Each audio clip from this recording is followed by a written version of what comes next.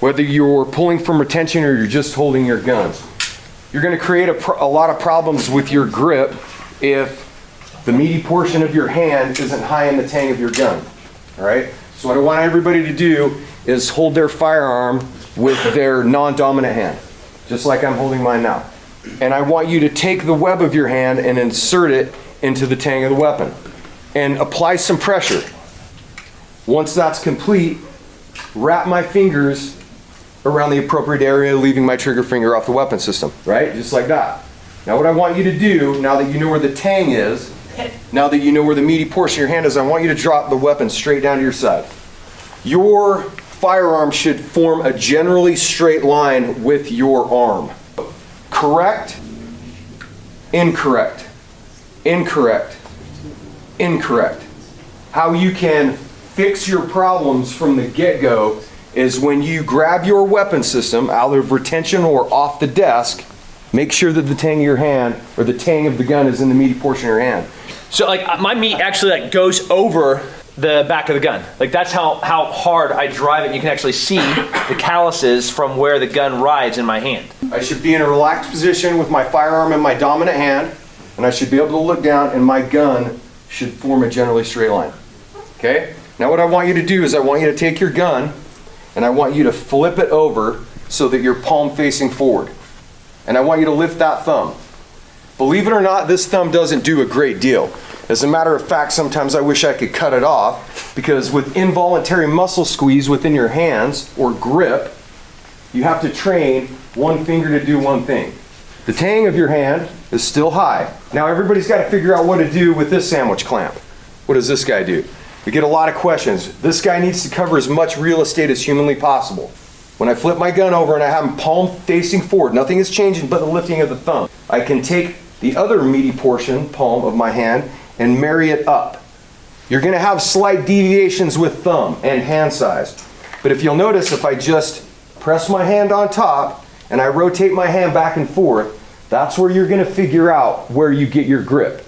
If I'm too far forward, I've created a gap. Can everybody see the gap in my hands?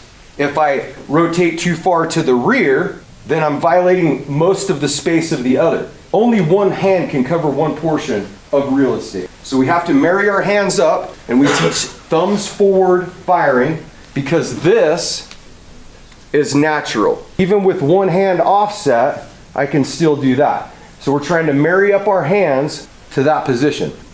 Get your hands in that position. Once you've done that, you can take your non-dominant hand, your support hand, and you can push your thumb as far forward as you can. That's almost where your hand's going to be. Almost. Give or take a couple of degrees. So take your non-shooting hand and drive that motherfucker forward. Okay, what do we do with the remainder of our digits? We are going to find occupying space in between fingers. So it shouldn't be finger on finger, because I still, with these fingers, want to get as high up on the gun as I can. What's going to stop it? The trigger guard's going to stop it. However, I find that because my hands are slightly offset, that they can occupy the space in between where a finger would go if I had 10 fingers or 4 fingers on one hand. So that being said, when you guys go home tonight and you're practicing with a cleared weapon in a safe environment, that's what you should be doing. This is going to translate to success when you draw from retention.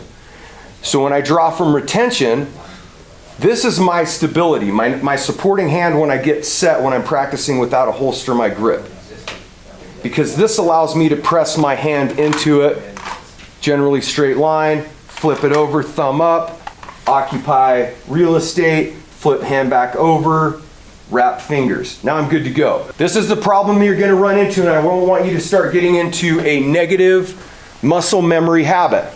A long time ago, police officers and military alike were taught to shoot by raising the gun directly up in front of their face. We're losing one of the biggest key components to grip, which is grip. If you cannot form a vise with your hands and the fulcrum when you push forward, as it creates pressure on the back of your hands, and I want you to drive your gun directly out and feel that pressure.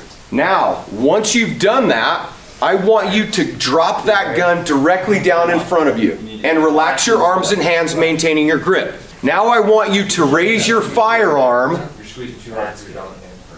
and tell me if you can feel any positive enforcement on that gun. Yes or no? Absolutely not. That's why it's important to start from chest and push out to create the vise.